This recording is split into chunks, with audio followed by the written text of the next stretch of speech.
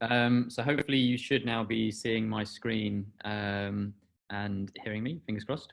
Thanks very much, Matt, for inviting me to talk. I'm going to give a little bit of an overview of some work that I've been doing for the last 3 or 4 years. So I was the NELA Fellow in 2016 to 2018. Didn't really start that with any sort of a plan. It just sort of happened. And enjoyed the first year so much that I ended up staying on for a second year. And as part of that second year, took on an MD, which then I started enjoying so much, it became a PhD. And then hopefully I'm approaching the end of that process shortly, COVID disruption allowing. My original plan had been to try and submit before the end of this calendar year. I think that's still an option, but we'll see. So I'm just going to give a little bit of an overview of what I've been working on. And that's been looking at the associations and relationships between socioeconomic status, socioeconomic deprivation, and the standards of care that patients receive, and the outcomes after emergency laparotomy. So in terms of that, a lot of you will be very familiar with the NELA data set, but clearly emergency laparotomy is a high-risk population. It's one of the most commonly performed high-risk procedures that the NHS does on a regular basis. And the 30-day mortality for this cohort has varied. I think the last NELA report, the current one is currently very close to publication, I believe, but the last one had overall mortality at around 9.5%. I think it started off around 11%, but either way, it's high. And obviously, NELA has a very broad capture of data, aiming to collect data from every eligible hospital within England and Wales. So a good data set across a large number of hospitals with a population with a fairly high event rate when you consider mortality as the outcome. Because of the nature of the health service in the UK, regardless of socioeconomic background, the vast majority of emergency laparotomies will happen within the NHS. Now, clearly it isn't all. The data on what emergency laparotomies are happening within the private sector is fairly limited. But unless you are really within a very narrow band of society, I think it's reasonable to assume that the vast majority of these operations are happening within NHS hospitals. Thankfully, NELA is such an incredibly rich data set. It's one of the most detailed data sets of its kind anywhere in the world for a high-risk surgical population in terms of the structures of care that patients are exposed to when they're admitted to hospital, and also the perioperative care that they receive around the time of the operation, before, during, and after. And so because of that, because it's capturing a lot of patients across society, and because of the nature of the data that's contained within the data set, it's really possible to get into some of these relationships in a little bit more detail, using emergency laparotomy as a sort of exemplar high-risk surgical cohort. So in terms of socioeconomic deprivation, the definition that I'm using is the index of multiple deprivation. And this differs between countries within the UK. All of the constituent countries have an index of multiple deprivation, but the manner in which they calculate it is slightly different. And the values are not directly comparable between countries, unfortunately. But in England, this is made up of 7 domains: income, employment, education, health, crime, barriers to housing and services, and the living environment. And these come from government data and statistics, and they're weighted accordingly. So the percentage figures under these little icons that you're seeing, that's the relative weight given to the statistics within each of the 7 domains to give an overall deprivation score. And the way that is actually then calculated is there are just under 33,000 small geographical areas in the UK, and these are referred to as lower layer super output areas. And these were designed with this sort of statistical analysis in mind. So they vary in geographical size, but they are aiming to be roughly consistent in terms of population. And each one of these lower layer super output areas, using the statistics for the people that live within that area, has a numerical value of the deprivation score of that small area. And then to allow comparison, the actual numerical value is not particularly useful. So having a score double that of another area doesn't mean that that area is twice as deprived as the other area. The way they compare is just by putting all of those just under 33,000 areas in a long list ranked according to the score, and then dividing into usually deciles or quintiles, and then comparing between those groups. So this map shows the areas of highest deprivation around the UK. You can see that in the UK, it's predominantly an urban phenomenon. So areas of London, areas of the Northeast, Newcastle, Durham, Sunderland, areas of the Northwest, Manchester, Liverpool, areas in the Midlands, Birmingham, etc., are the areas where you're getting the highest levels of deprivation.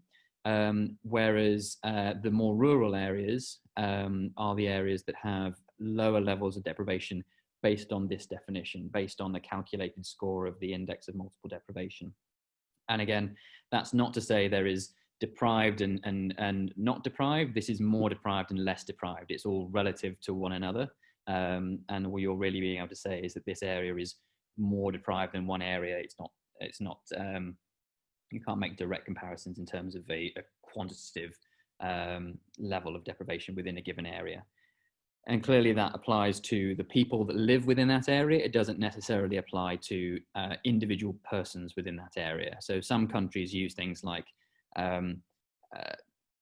individual tax returns to calculate income and use that to equate to deprivation. The index of multiple deprivation is a slightly more holistic way of looking at that, in that it takes into account multiple factors, but it applies that across a geographical area and the people within it, not a particular individual within that area. So in terms of the data I've been using, I had access to the NELA patient data and also the NELA organizational audit data. That was then linked with the ONS data from the Register of Deaths. So I had date of death as my as one outcome measure, so could have both vital status at 30 days, but also survival out to a number of endpoints, and also survival time, looking at survival analyses, and was also able to get the patient level linked hospital episode statistics data from England. Despite multiple attempts, unfortunately, it wasn't possible to get patient level linked data from the Welsh equivalent, PEDU. That we were able to get aggregate data, but not patient level. So unfortunately, as a result of that, I've had to exclude the Welsh patients, and I'm just looking at the English patients. It was also then possible to, in the back end of NELA, build a lookup table to equate the patient's postcode to allocate them to their lower layer super output area. Because postcode is patient identifiable, that had to be done in the back end. So I created that lookup table and got that installed into the NELA database, so no one ever actually had to see the postcode. It just spat out the lower layer super output area identifier. And then there are publicly available data on the deprivation scores for each lower layer super output area that I was just able to create and do a table lookup to get those data. So this, I looked at patients on having emergency laparotomy within NELA, and I'm just using the first 3 years of data because that was the data that I was handling when I was the NELA fellow. And the data sets that I had available was 172 hospitals within England. And like I said, I had to unfortunately exclude the patients from Wales. So why is all of this important? Well, this is an acyclic graph from a publication relating to this thesis, and it just shows the state of how complicated all of this is. This is trying to think of a possible causal pathway between socioeconomic circumstances and post-operative mortality, and all of the steps that may lie in between. And this was not intended in any way to be exhaustive, purely to demonstrate that it's a bit of a tangled mess and a very complicated issue to try and grapple with. But the questions that I was trying to answer is there any association between, any existing evidence of any association between socioeconomic group and outcomes after major abdominal surgery? And for that, did a systematic review. And then looking at any demographic differences between socioeconomic groups in terms of the patients presenting for emergency laparotomy. Then to find out if there are any differences in the care provided to those patients when they are actually in hospital in terms of the structures available within the hospitals or the actual standards that they receive during their perioperative care. Then to look at whether there are any differences in crude and risk-adjusted mortality according to the socioeconomic groups. Then looking at whether or not any of the differences in terms of how we treat patients, whether that can either explain or mitigate any differences in outcomes between socioeconomic groups if they exist. So that's making the assumption that there is a difference between socioeconomic groups. And if that is the case, is it being caused or in any way mitigated by the way in which we treat them during the perioperative phase? Because clearly it's emergency surgery. There isn't really any opportunity for optimization of patients. They come in as they are. So all of the social aspects to trying to deal with health inequalities goes out the window. The patient just arrives and needs an operation. So the only thing that we as clinicians at the time have any influence over is the hospital that they're being treated in and how well resourced and what services that has, and how well we treat them. And in a universal access healthcare system, does that in any way benefit or harm the patients in terms of how we're delivering the healthcare we're providing? And then I wanted to look at whether there were any differences in the structures of the hospitals and the standards of care that hospitals provide according to, not necessarily from the view of the patient when they arrive in hospital, but in terms of the population around that hospital, because clearly for an emergency operation, patients are going to tend to be admitted to the nearest available hospital. And we know that from the NELA data, there isn't a huge amount of transfers between hospitals for these sorts of operations. There is some, but it's not a big number. Therefore, the local catchment area population is going to be defining the vast majority of the patients having this operation within a given hospital. So is Hospital A in leafy Surrey in any way better off than Hospital B in inner city London in a very deprived community? And in a system that has some element of government oversight and central control, is the allocation of resources adequate in terms of not only making sure that hospitals are equal, but the access to care is equitable in terms of the healthcare being provided more favorably in areas of the greatest need? And then finally, I wanted to look at whether or not socioeconomic group has any influence on longer term outcomes, and whether that has any impact, whether socioeconomic group and surgical complications interact in terms of whether they have influence on postoperative outcomes. Because while we can't do an awful lot in terms of the preoperative stuff, the NELA data is capturing the perioperative stuff, but then looking at longer term post-op outcomes, that's possibly an area where further interventions could be put in place in terms of follow-up clinics and helping people in their recovery and recuperation after what is major surgery that could be taking a year, 18 months, if not longer, to fully recover from the adverse effects. And clearly, if you're able to take time off work and able to pay for some extra private physio, that's going to help you. And if you have to get straight back to work, if you have to go back to an environment where your house isn't particularly well heated, it's overcrowded, your diet isn't particularly good, etc., all of those social aspects of medicine, whether that is having any longer term impacts well beyond the surgical insult. In terms of what we know about deprivation within community and the level of inequality, these graphs show the slope index of inequality and the relative index of inequality, looking at life expectancy for patients at the age of 75, so their ongoing life expectancy from 75, in England by gender over the years. And a positive value suggests that there is inequality, and the more positive the value suggests that it's that the more deprived people do worse. So what we see is that there's always been a positive value. So more deprived patients are generally doing worse in terms of their later life expectancy. But that the gap between the deprived and less deprived populations is actually widening over time. What we're also seeing is life expectancy at birth, how that's changed between 2012, 2014 and 2015, 2017. So not necessarily a big time difference to look between, but this is broken down by sex and by IMD decile. So we can see that for between those two time points, both men and women, and in the least deprived end of the spectrum, so IMD 10 is the least deprived group in this graph, they've gained days of life expectancy at birth. Overall, the people in that population are living longer.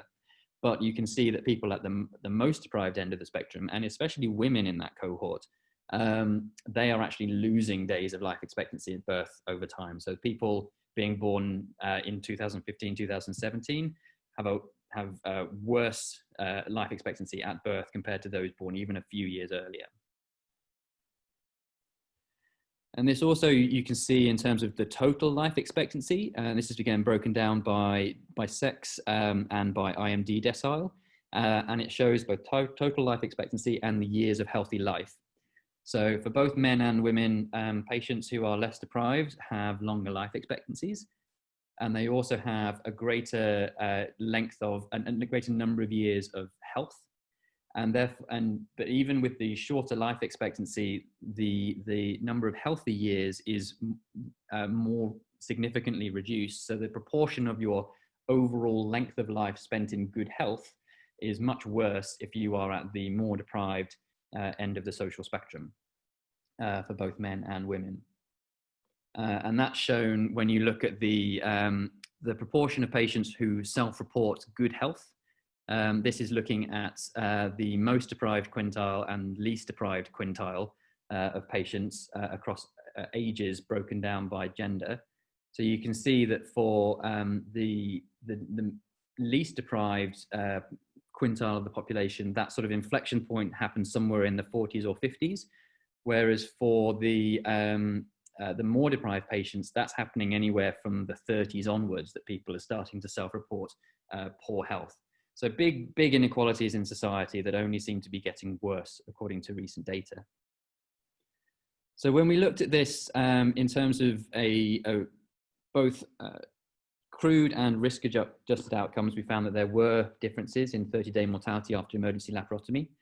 And this is looking at the risk-adjusted 30-day mortality after emergency laparotomy according to IMD quintile. One graph has the least deprived quintile as the reference group, and the other has the most deprived. And you can see that the relative to the graph on the left of your screen, where the least deprived quintile is the reference group, the most deprived quintile has a higher odds ratio of death at 30 days. And you can see on the graph at the right that when you have the most deprived quintile as the reference group, they are worse than all other quintiles in comparison. So there is a bit of a hint possibly at a gradient across quintiles, although it isn't linear within this population, but certainly the most significant difference is between the first and fifth quintiles, but with the first quintile being worse than all other quintiles when used as the reference category.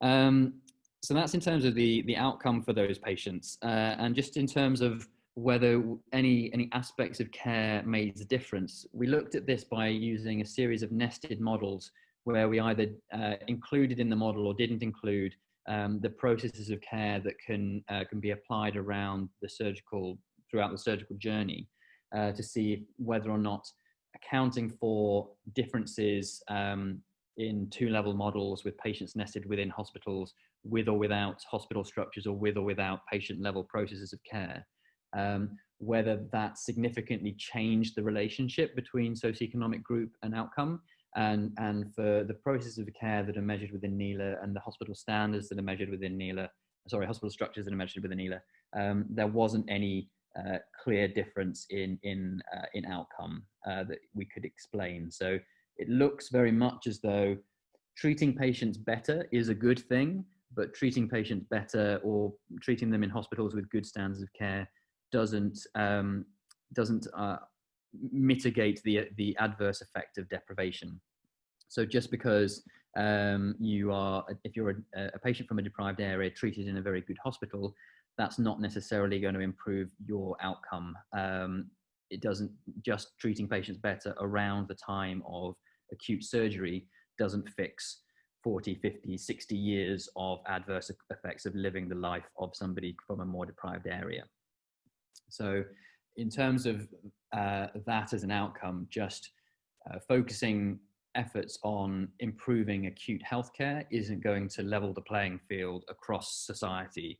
At best case scenario, what it'll do is a rising tide will lift all boats, but it doesn't level the playing field in terms of the inequality across the socioeconomic groups. So then when you look in terms of the way hospitals, the patients that are admitted to a given hospital, this is looking at the proportion of patients in each hospital that are in that most deprived quintile. So clearly, by definition, 20% of the population live within the most deprived quintile of areas. If there was an equitable distribution of those patients across the health service, you would expect 20% of every hospital's patient load to be from within that most deprived quintile. But you can see there's big variation across hospitals in terms of the proportion of patients that they are treating from that most deprived group. Some hospitals have virtually none. Others, it's almost around 60% of their entire patient load are from that most deprived 20% of the population. So that has to have implications for how those hospitals are run, staffed, funded, in terms of the extra burden or extra pressures that it's placing upon them in terms of the complexity of comorbidity and patient needs and acuity and everything else that goes along with managing patients. And when you look at that geographically, so this is just England, Scotland's cut off, Wales is cut off. You can see that, as you would expect, the areas where you have hospitals with high proportions of hospitals treating high proportions of more deprived patients are in areas of higher deprivation anyway. So it's hospitals, the darker the ring, the greater the proportion of patients from the most deprived quintile treated in that hospital. So places around Birmingham, Manchester, Leeds, Newcastle, London, these are all areas where the hospitals are treating more deprived, a greater proportion of more deprived patients. But interestingly, when you look at it, what you find is that because deprivation is predominantly an urban phenomenon, and patients tend to be treated in their nearest hospital, patients who live in more deprived areas tend to be treated in hospitals that we would consider to be offering good standards of care in terms of being the big shiny university hospitals that are well resourced, have good rotas, have good on-call structures, have good access to emergency care and extra facilities. So when you look at the hospitals that patients are treated in, more deprived patients within the NHS are not being disadvantaged by the hospital in which they're treated. They are treated as well, if not better, than patients from other quintiles in terms of the standards of care that NELA measures. So in terms of the equitability of the health service and the inverse care law, the allocation of resources, it would seem as though the NHS in England, at least, is structured reasonably adequately to allow patients in more deprived areas to get good access to healthcare. But that is probably more due to the fact that the university hospitals tend to be in big cities and higher rates of deprivation tend to be in big cities. If you had an enclave of higher deprivation in a more rural setting, then you would have the combination of disadvantage of both deprivation and distance from hospital, which may affect that. So when you look overall, the big shiny hospitals that we think provide good standards of care are treating patients from deprived areas, and therefore patients in deprived areas are getting what we would hope to be good quality healthcare when they're acutely ill. But what we've found is that doesn't really alter their short-term outcomes. And when you look at longer-term outcomes, it's difficult to tease out with the data that we have how much of adverse outcomes in the longer term are actually due to the effect of the surgery and how much of it is actually due to what would have been that given patient's underlying trajectory anyway. But it does look as though longer term outcomes are also worse as well. So I think what this is showing from a health policy perspective is that the allocation of resources within the NHS is not bad, but you can't fix deprivation just by treating sick patients better when they're sick. The issues in terms of health inequalities and the broader social aspects need to be addressed well before that, well downstream, not just in terms of how well you screen people so that their bowel cancer doesn't perforate. It goes all the way back to early years education, housing, jobs, employment, quality of the lived environments, crime, etc., all the way back to early childhood, which is what all of the health inequalities literature has been saying, that really interventions need to be starting from basically from birth onwards. And this is one of not very many opportunities to actually be able to put that in numbers, by able to say, and here we have an acute population, they're being treated well, but it doesn't seem to be making a difference in terms of the level of inequality in an acute setting. So there's more I could talk about, but that's my sort of allotted time, I think. But very happy to take any questions if there are any.